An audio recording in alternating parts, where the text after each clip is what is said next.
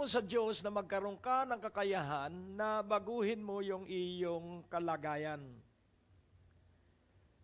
So a change that works is essential. Pagbabagong kumikilos at napapakinabangan ay napakahalaga na ating kamtin. At upang magkaroon ng pagbabago sa bawat buhay, gamitin mo ang iyong isipan ng madalas. Use your imagination more often and more frequently. Nais kong dalhin kayo sa isang imahinasyon at sa isang isipan na ikaw ay nakatayo sa harapan ng malaking bukirin na iyong isipin sandali na ito'y ibinigay sa iyo ng Diyos. You have to use your imagination and you have to stretch your imagination. Allow God to mightily bless your imagination. Let the anointing for your imagination be received right at this very moment. It is the expanse of new perspective that will bring you to a great success. Laging iisipin mo na ikaw ay laman lagi ng isipan ng Diyos. Amen po ba? Kaya alam niya ang lahat ng nangyayari sa iyo. So ngayon, gamitin mo sandali ang iyong imahinasyon na nasa harapan ka ng napakalawak na bukirin. Amen? So, for a while, iyo pong tingnan sa iyong isipan. Let us have some exercise para magkaroon ng kalusugan ng ating isipan. Sige po, sige po. Umuwi ka muna sa iyong lalawigan at tingnan mo na napakalawak ng iyong lupain. Hallelujah. Oh, walang ubos ang biyaya. Amen? So kung nakikita mo na, sabihin mo, malusog na ang aking isipan. My mind is healthy right at this very moment. Kaya nga po, nais kong inyong maunawaan na ang salita po ng Diyos ay naglalarawan. So every word of Holy Scripture paint a picture. Kaya kung maunawaan mo ang salita ng Diyos, at kung iyo itong iguguhit sa iyong isipan, makikita mo na labis kang pinagpala at labis kang kinalulugdan ng Diyos. Siya pong nagsabi na ang inyong magandang kinabukasan ang laging laman ng aking isipan. Huwag kang lalayo sa Diyos. Dahil kailangang matanggap mo yung kanyang isipan, kailangang matanggap mo yung kanyang pananaw. So if you receive the mind of Christ, if you receive the viewpoint of God, remember this, that His thoughts are not our thoughts. His ways are not our ways. Kaya nga kung iyong ipagpapatuloy ang iyong iniisip na hindi mo inalam ang iniisip ng Diyos, mapapagod ka. Kaya nga, nais kong simulan ang pagbubukas ng puso ninyo't isipan. Ang sabi ng Panginoon, if you will not understand the parable of the sower, you will not understand the other parables. Kaya nga, laging unawain mo po, ang buhay po ay ganito, seed time and harvest. Giving and receiving. Ang buhay po sa ibabaw ng lupa, work and receive salary. Work and be rewarded. Work and be blessed. Do not neglect the first thing because it is the result is connected with the first thing. A product is not just a product. A product passed through the process of manufacturing. Amen po ba? Kaya nga kung yung aloe vera, yun po'y galing sa taniman. Tama po ba? Pero dadalhin sa iyo na nakapak o nakabotelya ng maganda.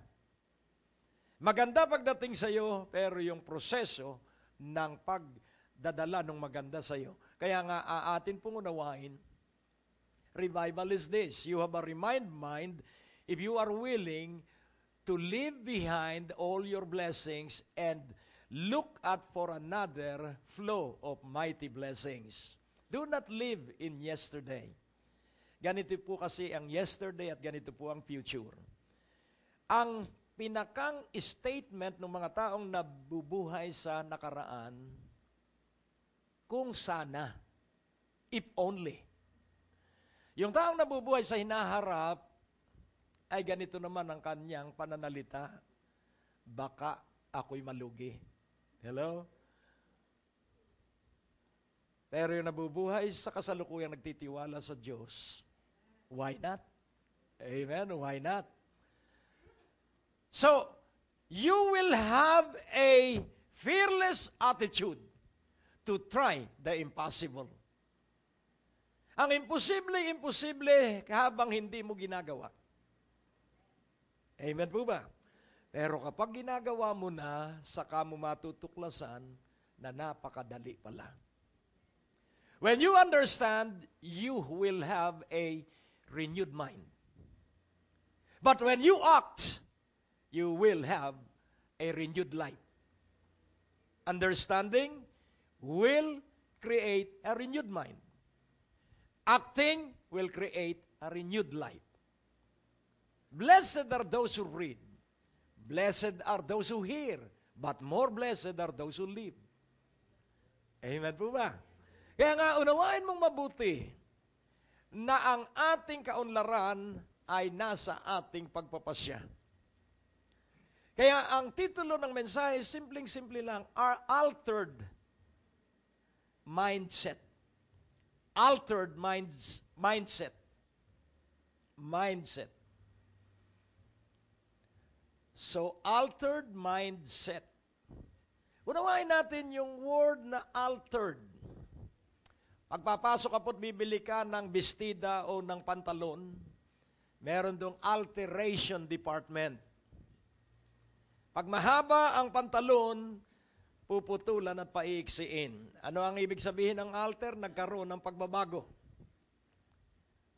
Kaya nga, kung ating unawain, pag nagkaroon ng pagbabago ang iyong isipan, sapagkat sa pagbabago ng iyong isipan, magbabago ang iyong buong buhay. Amen po ba? Kaya nga, unawain nating mabuti na ang Diyos natin ay napakabuti at huwag natin siyang biguin. Sapagkat napakaganda ng kanyang iniisip sa iyo at sa akin. I know my thoughts for you.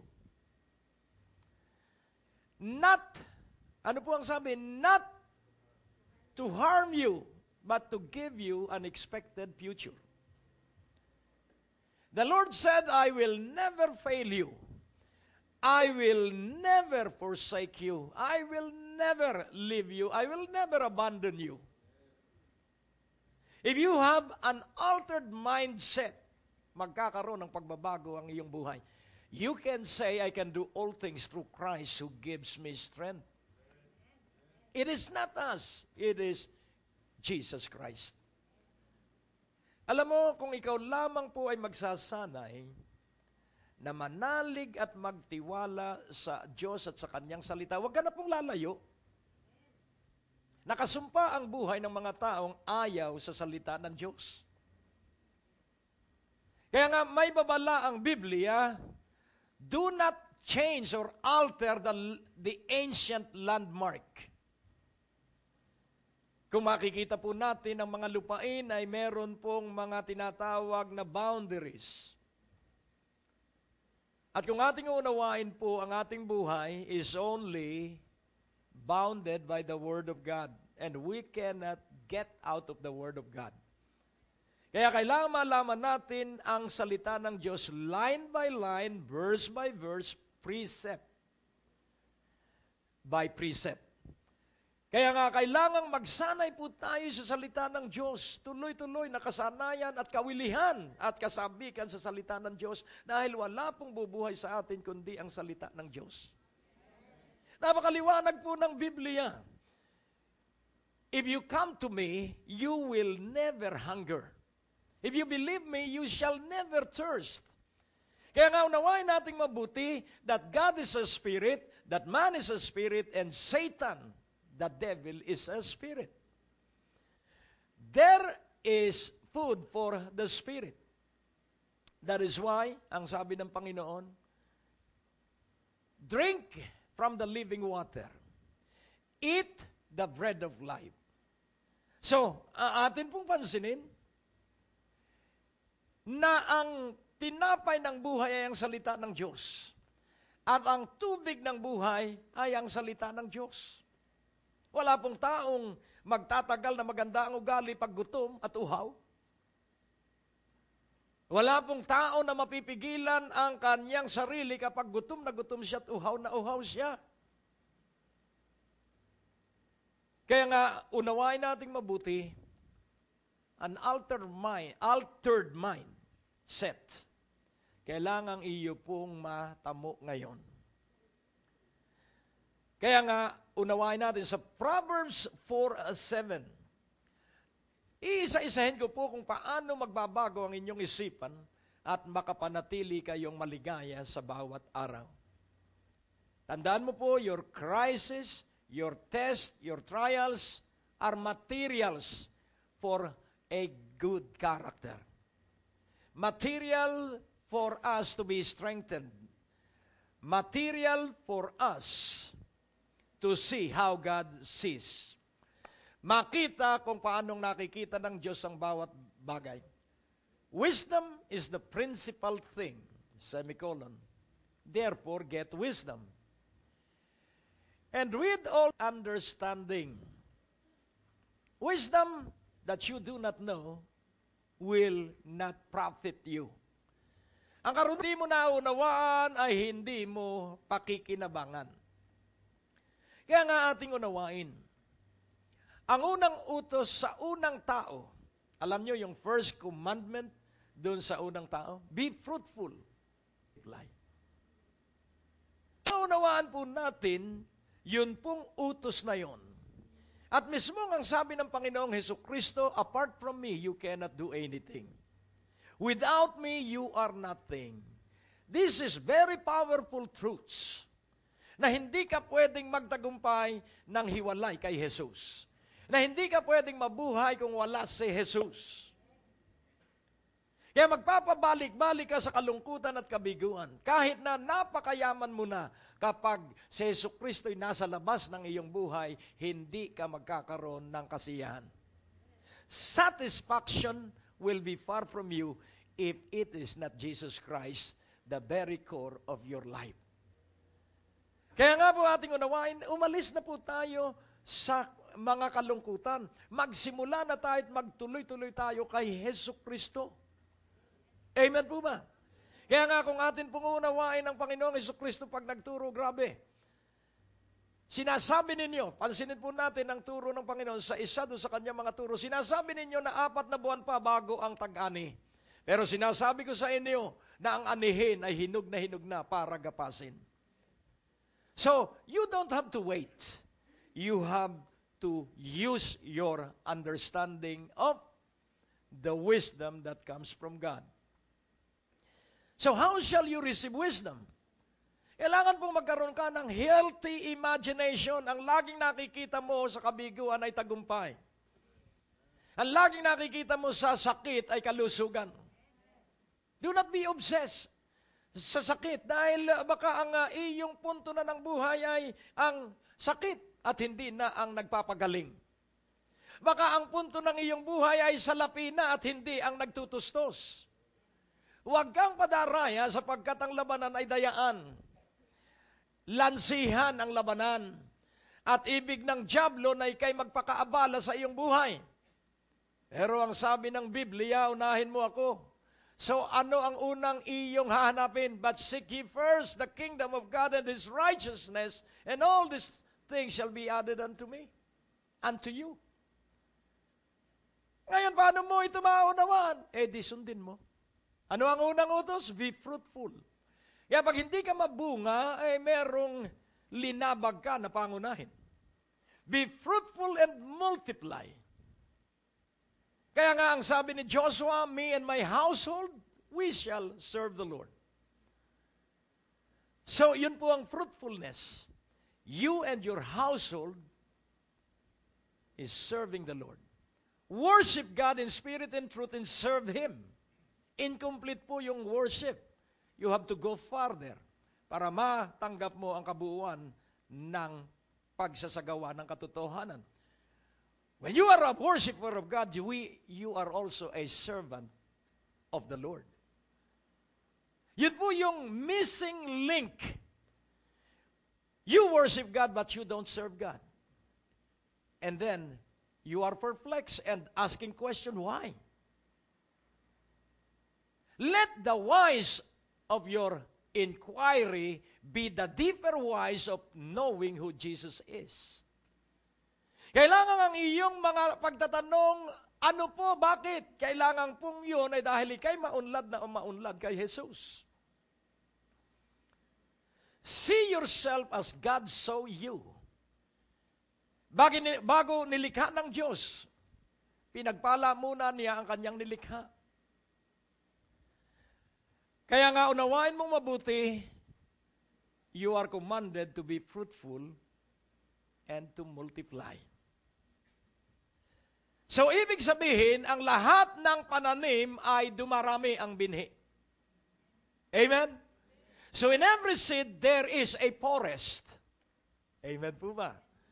Saan magaling ang mga puno? Sa binhi. So, if you want to be enriched, have plenty of seed. Faith is seed. Love is seed. Dream is a seed.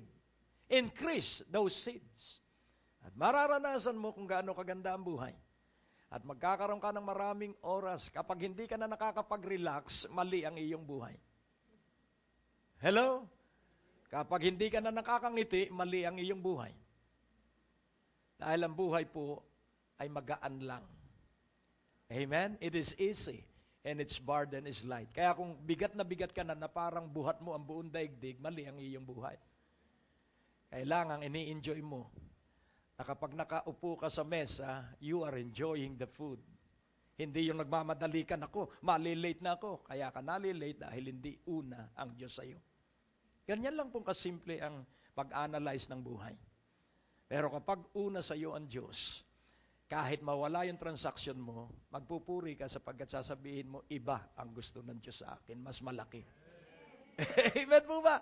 Ganyan lang kasimple ang buhay. Sabihin mo sa iyong katabi, ganyan lang kasimple ang buhay. Pinahihirap lang ng iba dahil gusto nilang mag-eksperimento sa buhay. Huwag kang mag-eksperimento sa buhay dahil detalyado ang paraan at proseso ng buhay na nasa Biblia. Siyasatin mo ang Biblia sapagkat nandito ang kayamanan mo. Siyasatin mo ang kasulatan sapagkat nandito ang iyong buhay.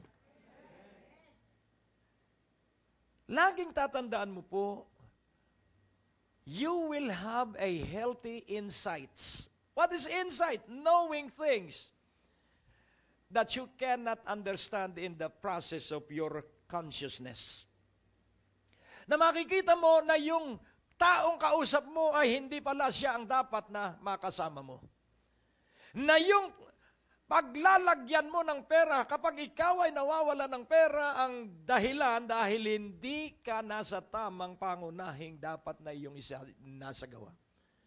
The first commandment is be fruitful and multiply. And the second commandment is to seek first the kingdom of God and His righteousness. And all these things shall be added unto you.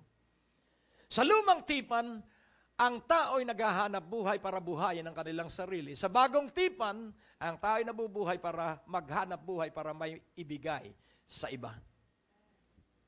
Ephesians 4:28, work so that you will have something to give to others. Kaya nga habang tayo nasa ibabaw ng lupa, work and reward will continue on. Seed time and harvest will continue on. Giving and receiving will continue on. Huwag kang mapapagod. Kaya nga ating unawain, how shall you receive wisdom? Una, kailangang maunawaan natin on how we shall receive wisdom. So that you will have an edge in your life. Hindi ka po mapapagod, I tell you. At hindi ka matatakot sa iyong pag-edad. Tingnan mo ang iyong katabi at mababanaag mo, makiaaninag mo sa kanyang mukha na siya ay nangangamba sa kanyang kinabukasan. Pag natakot ka po sa bayaran mong 50,000 buwan-buwan, ibig sabihin hindi prioridad sa iyong buhay ang Diyos. Ang 50,000 po, barya lang sa Diyos. Sabihin mo sa katabi mo, ang 50,000 barya lang sa Diyos. Kung magsasanay ka lamang sa pananaw ng Diyos, so, exercise the knowledge of the will of God. Exercise the knowledge of the plan of God. Motivate yourself in the will and in the plan of God. Hindi ka po magkakamali. May mga kabiguan in the process, pero hindi ka po manghihina ang loob. Kaya nga ating unawain, how shall you receive wisdom? Proverbs 1:7. This is the way to receive wisdom. The fear of the Lord is the beginning of knowledge or wisdom, but fools despise wisdom and instruction. So, pansinin po natin, the fear of the Lord is the beginning of knowledge, but fools despise wisdom and instruction. So, to know is to receive wisdom.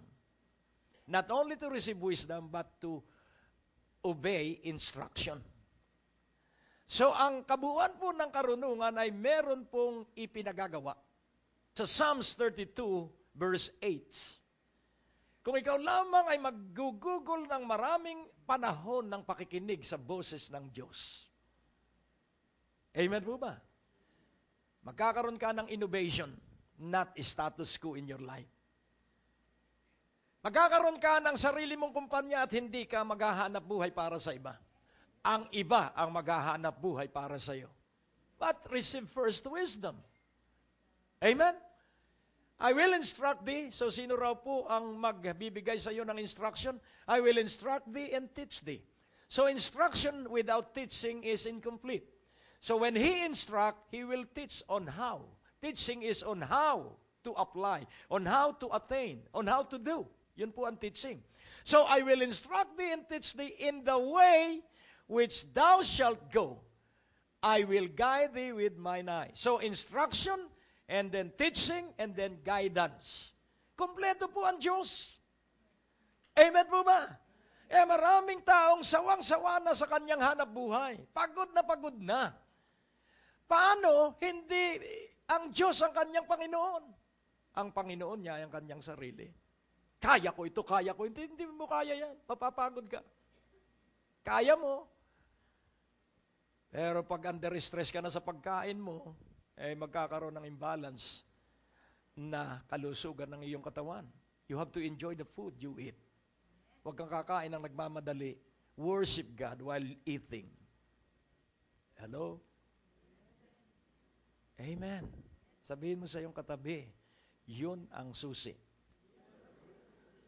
Oh, purihin ang Panginoon. Kaya hindi mo ako mariringgan na kulang ng alat. Hindi, ayokong magsalita ng ganon. Nagigi akong busong sa Diyos na lumikha ng pagkain at kumuha ng taong magluluto. Kung maalat, di kaunti lang ang ulam mo. Amen? Hallelujah. Kaya pag ako may naririnig na, kulang nito, kulang no, di magluto ka ng sayo at huwag ka nang kumain. Hello? Umalis ka po sa mareklamong labi. Sabihin mo sa iyong katabi, ganun ka ba? Umalis ka na sa ugaling yon.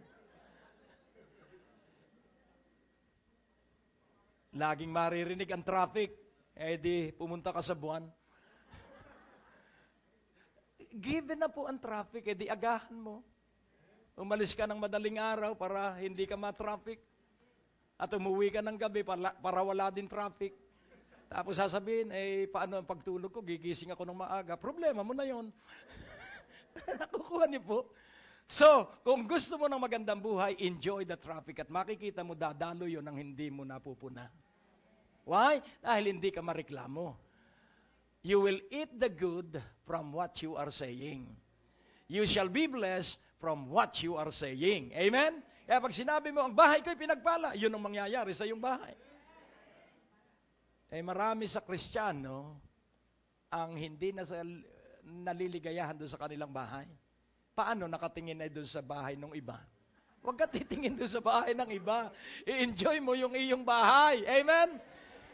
On the course of enjoying your blessing, dadaling ka ng Diyos sa mas malaki. in due time. An altered mindset, ikaw po, tandaan mo, walang galing sa labas na ipinasok sa katawan ng magpapasama. Ang nakapagparumi sa tao ay yung mula sa loob na inilabas.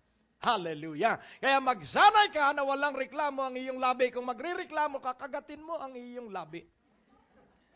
At wag na wag mong ibubulalas. Hanggat nasa isip mo, you are master of your thoughts. Pero sa sandaling isalita mo, ang sabi sa Zechariah, tinanong ni Zechariah yung mga anghel at ang sabi niya, I am patrolling the earth and watching the word of God. Hello. Ano po ba ang patrol? Sila po ay naglalakbay sa buong daigdig. Mga anghel ito ng Diyos at inoobserbahan niya ang mga sasabihin ng isang tao. Kaya pag sinabi mong mahirap ang buhay, aalis yung anghel at pababayaan yung demonyo na magdala ng kahirapan sa buhay. Hello? Oh, purihin. Ganon pala yun. Ganon talaga yun. So if you receive instruction, wait for how to activate it in your life. Because without activation, no blessing. Alam mo ba na ang iyong isip ay parang computer? Pag hindi mo inedit, tapos ka. Baka mapasukan ka ng virus. Amen. Your mind is like a computer that if you will not edit, kahit po ang iyong katawan, kapag sira ang atay ng isang katawan, hindi niya mapifilter yung mga kinakain. Hello? Kaya kailangan laging malusog ang iyong isipan. Amen? Kailangan laging masaya ang iyong puso. At laging tandaan mo na kahit wala kang hahanap buhay ngayon, sabihin mo, pang samantala ang lahat ng bagay sa ibabaw ng lupa. Eh di maghanap ka ng hanap buhay. Amen? So I will instruct thee and teach thee in the way which thou shalt go. I will guide thee with mine eyes. So how shall you receive the wisdom from above? The fear of the Lord. Please take note. Proverbs 1:7. It is only the beginning. Do not remain in the beginning. Dahil merong Genesis hanggang Revelation ito. There is a journey that we are going to take. Wisdom is the only beginning. Hallelujah. Amen? And what is wisdom? Ang sabi sa James 3:17. Kailangan maunawaan mo po kung ano ang salita ng Diyos at iyong mahangarin. At kailangan ilarawan mo yung salita ng Diyos sa iyong isipan. But the wisdom that is from above is first pure and peaceable. So, if you receive the wisdom from above, magkakaroon ka ng kapayapaan dito at katahimikan sa isipan. Amen po ba? So what is wisdom? Wise thoughts that will take dominion. Kaya wisdom. Wise thought that will take dominion. Matatalinong isipan na ikaw ay paghaharian. Wow! But the wisdom that is from above is first pure. Kaya pag pinagharian ka ng karunungan ng Diyos, magiging dalisay ang iyong isipan. At pag dalisay ang iyong isipan, magkakaroon ka ng kapayapaan. At pag ikay may kapayapaan, magiging kang maganda ang loob. Ang sabi ng kawikaan, ang mga taong tamad ay hingi ng hingi, ngunit ang matuwid, bigay ng bigay. Hello? Proverbs 21, verse 30. Basta nandun po sa 21, from 21 to 31, ang taong tamad hingi ng hingi, pero ang taong matuwid, bigay ng bigay. So nararanasan mo po ba yung bigay ng bigay ka at lalong hindi ka nagkukulang, lalong dumadami ang iyong biyaya at pagpapala? Amen po ba? Kaya unawain mong mabuti, but the wisdom that is from above is first pure, then peaceable, gentle, and easy to be entreated. Ibig sabihin, if you have wisdom from above, pwede kang pakiusapan. Pwede bang magkaroon tayo ng family day? Mula po nung aking paunlarin ng family day sa aming pamilya, nag-iba po ang pagsama at pagkilos ng Diyos. In-arrange po namin ang mga priorities at ang mga activities namin to protect that family day because that is the only way na magkakaroon kami ng kalusog at kalakasan bilang pamilya. Easy to be entreated, full of mercy and good fruits, without partiality and without hypocrisy. Pag sinabing Kristiyano ka, oo, Kristiyano ako. At ang tunay na Kristiyano ay laging may oras sa Diyos. Ang isang taong walang panalangin, ang isang taong walang oras sa Diyos ay ipokrito. Sabihin mo sa iyong katabi, ipokrito ka ba? So who are the hypocrites? Yung walang oras sa Diyos. Who are the righteous? Yung maraming oras sa Diyos. Laging nananalangin, walang tigil. Amen? Oh, purihin ng Panginoon. So, we understand now what the wisdom of the Lord is. At sa Philippians o sa 1 Corinthians chapter 1, dito po ipinakita sa verse 28, 1 Corinthians 1:28, who is the wisdom?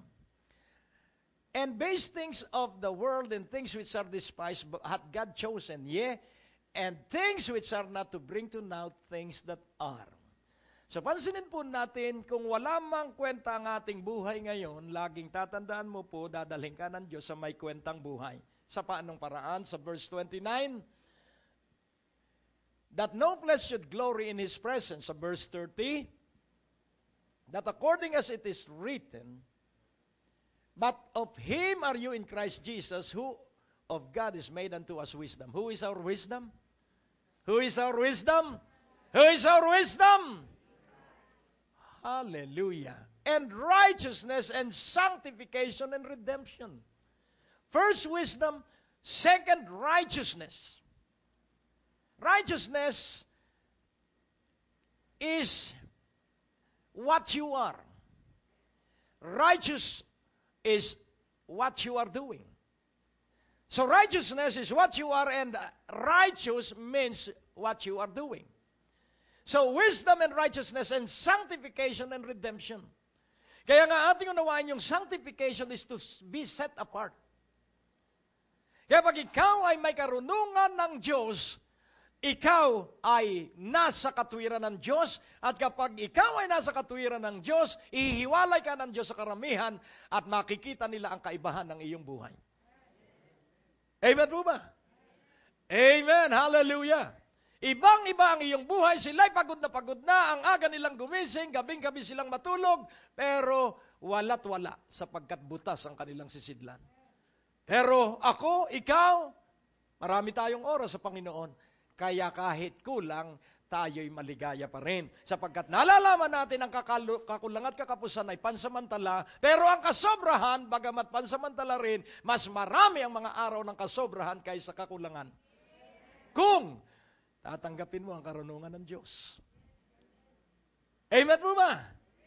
Kung ako'y tatanungin mo, ako'y maligaya, parang bagong silang pa lang ako. Sa aking pamilya, parang bagong kasal lang kami ng mag-asawa.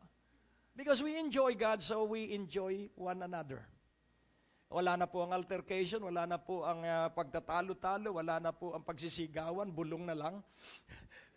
What of Him are ye in Christ Jesus, who of God is made unto us wisdom and righteousness and sanctification and redemption.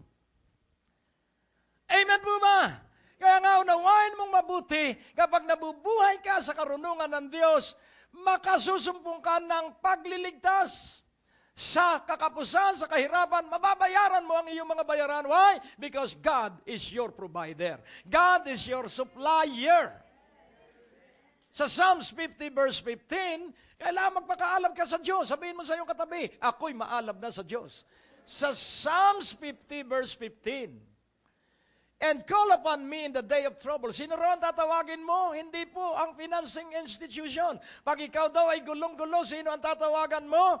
Sino ang tatawagan mo pag ikaw ay malaki ang bayaran? Sino ang tatawagan mo? Ang Diyos. At ano ang mangyayari kapag tumawag ka? Deliverance will flow. Amen? Ililigtas ka ng Diyos. At ano ang sabi?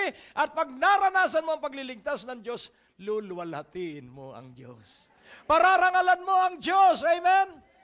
Sa Obadiah 1:15. Oh, napakaganda po nito. Alam mo, walang dapat lumakad na malungkot. For the day of the Lord is near upon all the heathen. As thou hast done, it shall be done unto thee. Thy reward shall return upon thine own head. Siya sa atin po nating mabuti. For the day of the Lord is near upon all the heathen. Sino po yung heathen? Mga Kristiyanong hindi nagsasabuhay ng salita ng Diyos. Alam ang katotohanan pero hindi ginagawa yung katotohanan. Tingnan mo ang iyong katabi. Ganon pala tayo kapag hindi nang gagawa ng salita ng Diyos. Hello, heathen. Kung yung ililiteral yon, nag-iinit na manok. Amen? Na inahing manok, heathen. Kaya nga ating unawain. For the day of the Lord is near upon all the heathen. This day of the Lord, hindi po ito yung pagbabalik niya. Itong day of the Lord ay yung paggawa sa iyo ng Diyos ng kabutihan at yung pagsisimula sa iyo ng Diyos ng malalaking pagpapala at biyaya. It shall be done unto thee. Ano ang gagawin ng Diyos sa iyo? Yung mga ginawa mo. As thou hast done, it shall be done unto thee. Thy reward shall return upon thine own head. So what is a reward? When you have done what God has told you to do. Kailan ang gantimpala? Pag nagawa mo, yung ipinagagawa sa iyo ng Diyos. Amen po ba? Ano ang pinagagawa ng Diyos? Unahin ninyo ako, sabi ng Diyos. Worship me, sabi ng Diyos. Trust me, sabi ng Diyos. Depend on me, sabi ng Diyos. Acknowledge me before embarking into any project. Panginoon, maluluwalhati ka po ba rito? At sino mga taong makakasama ko? Pag ang mga tao ay hindi approve sa Diyos, itigil mo yung iyong proyekto. Paano mo madidetect? So you will have a deeper insight about the person's character. Ipakikita ng Diyos sa iyo kung sino ang taong karapat-dapat na makasama mo. Sapagkat karaniwan ay may mga taong sisirain ka. Hello? Na hindi mo namamalayan kung hindi ka maalab ang relasyon sa Diyos. Huwag kang hahanga sa karunungan at kagalingan ng isang tao. Ang hangaan mo ay yung kanyang ugali. Hello? At huwag kang magtitiwala sa isang tao kapag hindi niya mahal ang kanyang pamilya. Kung yung kanyang pamilya ay pinagtataksilan niya, ikaw din ay pagtataksilan niya sa isang araw. Be very keen in observing the manner and character of any person. Hello? Amen? Amen. Iiwas mo ang iyong sarili sa kapahamakan. Kapag ang isang taong bagong kakilala mo'y napakabait sa iyo, iisa ang kanyang nakikita sa iyo, pwede kanyang madinggoy. Hello? You have to respect yourself by standing on your principle. Huwag mong isa sa isang tabi ang prinsipyo mo sa buhay. Tell the other person that I have a principle to stand on. Kung ayaw mo sa prinsipyo ko, hiwalay tayo. Ganyan lang po kadali ang buhay. Amen po ba?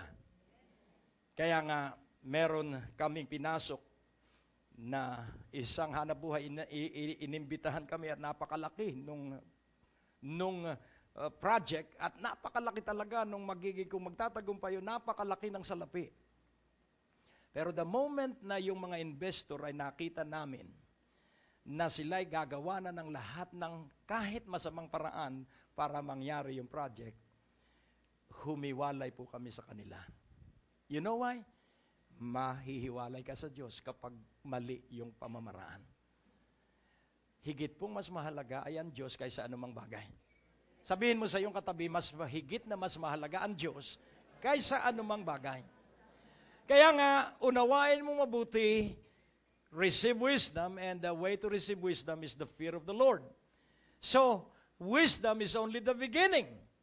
So, what will follow after you receive wisdom? Desire for understanding. Amen? The second thing to do, desire for an understanding. But do not stop on understanding because understanding will give you a renewed thinking. But acting will give you a renewed life. So, desire the wisdom, and if you have the wisdom, that is only the beginning, aspire for the understanding.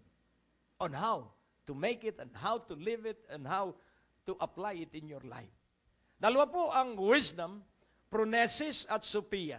Sophia is theory and phronesis is practical. Kaya makikita po natin na merong practicum side ang pag-aaral. Ano po ang tawag doon? OJT, on-the-job training. At ano yung OJT? You will apply the theory into practical use. Kaya pag nasa trabaho ka na po, 90% perspiration, 10% theory. Hello? And more common sense. Oh, ang Diyos po'y napakabuti. Nilikha ka ng Diyos para maging maunlad, mayaman, malusog, matalino. So get wisdom and get understanding and get knowledge as well. And how shall you receive the totality of wisdom, knowledge, and understanding? When you act upon it. Kapag isinabuhay mo, give and it shall be given back to you. So, paano babalik sa'yo? Magbigay ka. Sow and you will reap. Paano ka mag-aani? Magtanim ka. Ganun lang po kasimple ang buhay. And then thirdly, apply wisdom in your everyday life. Gamitin mo ang karunungan sa araw-araw mong buhay. Ang karunungan sa pagpapamilya. Ang karunungan sa kalusugan. Ang karunungan kung paano magkakaroon ng pera. Gamitin mo ang karunungan. At maunawaan mo, bibigyan ka ng Diyos ng mga bright ideas. Isulat mo lang ang renewed ideas every day. Have a workbook. Isulat mo every day. Use your imagination every day. Isulat mo lahat. Ginawa ito ni Einstein. Ginawa ito ni Thomas Alva Edison. Meron siyang workbook na wala siyang gagawin kundi patahimikin niya ang kanyang isipan at makinig ng makinig. And ideas flow proficiently and constantly. Sinulat niya, and the more invention he created because of those ideas. Sa isang problema, magtanong ka ng 100 katanungan kung bakit nandun ang problema. At pag nakita mo ang dahil at layunin ng problema, mag-i-enjoy ka at pagdating ng linggo ng pagsamba, hindi ka na takot doon sa problema sapagkat ikaw ay pinalaya na ng mga karunungang iyong natanggap sa Panginoon. So again, I repeat, receive wisdom by the fear of the Lord. It is only a beginning. So get understanding and in your getting, apply it into your life. At ito po ang sasabihin ko sa iyo, matutupad mo yung utos. Be fruitful and multiply. At masusunod mo yung ikalawang utos, seek ye first the kingdom of God and all His righteousness, and all these things shall be added unto you, so that you will be one-minded person. One thing have I desired of the Lord, Psalms 27:4, one thing I have desired of the Lord, that is what I will seek after, that I may dwell in the house of the Lord forever, to behold His beauty and inquire at His temple. Nang ibig sabihin, magiging laman ng lahat ng gawain ng Diyos. At hindi mo ipagpapalit ang pagdalo sa gawain, sapagkat ang sabi ng Hebrews 10:25, forsake not the attending of yourself together with the brethren. Huwag mong ipagpaliban at huwag mong pababayaan na hindi ka makadalo sa gawain ng pagtitipon ng mga kapatiran sapagkat lalo na ngayon na nalalapit na ang pagbabalik ng Panginoon. You cannot continue on living by yourself. I need you, you need me. And you need the other person next to you. We need one another in order to live. Not just to exist, but to live with mighty manifestations of God's goodness. Mapagpala po kayo ng Diyos, manalangin tayo.